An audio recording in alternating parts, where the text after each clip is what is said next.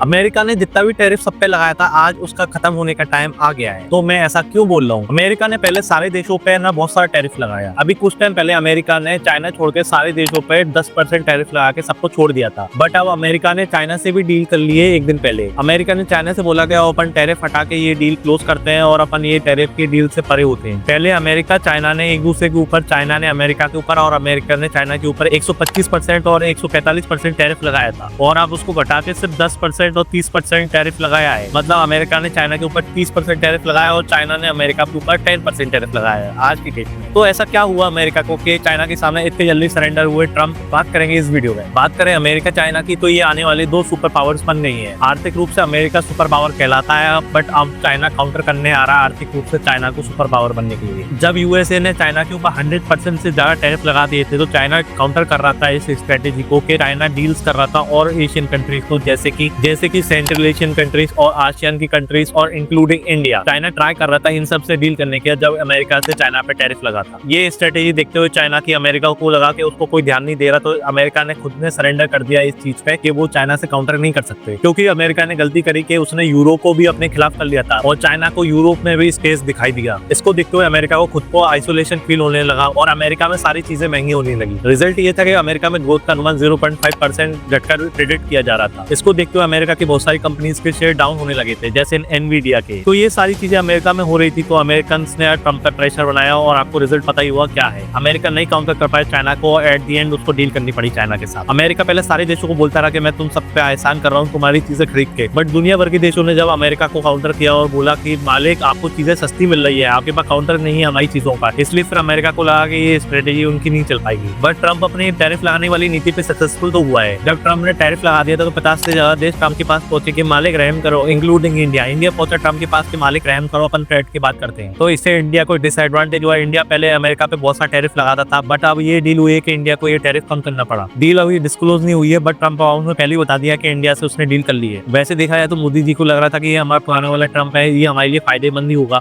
But Trump के आने से इंडिया को नुकसान पे नुकसान होता जा रहा है। बस एक ही कंट्री जिसके सामने यूएसए ने सरेंडर कर दिया, वो है चाइना। चाइना जैसा सस्ता सामान अमेरिका को नहीं मिल पा रहा था, चाइना का काउंटर नहीं कर पा रहा था अमेरिका, इसलिए चाइना से सरेंडर करने के लिए तैयार हुआ अमेरिका। और अगर अमेरिका बहुत समय तक चाइना पे टैरिफ लगाए रखता तो अमेरिका में सामान महंगा होने लगता और उनका स्टॉक मार्केट बैठ जाता है। इसलिए अमेरिका को समझ आया कि चाइना से काउंटर नहीं कर सकता, इसलिए अमेरिका ने चाइना से डील कर ली। बाकी ये डील से इंडिया को नुकसान तो है, क्योंकि जब टैरिफ लगा था चाइना पे तो इंडिया पे एक अपॉर्चुनिटी आई थी। अमेरिका की जो कंपनी जो चाइना में प्रोडक्शन कर रही है उसको शिफ्ट कराने इंडिया एक ऑप्शन लग रहा था। बट ये डील से ये क्लियर हुआ कि अमेरिका के पास चाइना का काउंटर नहीं है अभी के समय। अगर आपको ये वीडियो पसंद आए तो वीडियो को लाइक कर दीजिए और चैनल को सब्सक्राइब कर लीजिए और कमेंट बताइए कि चाइना काउंटर इंडिया कर सकता है कि नहीं।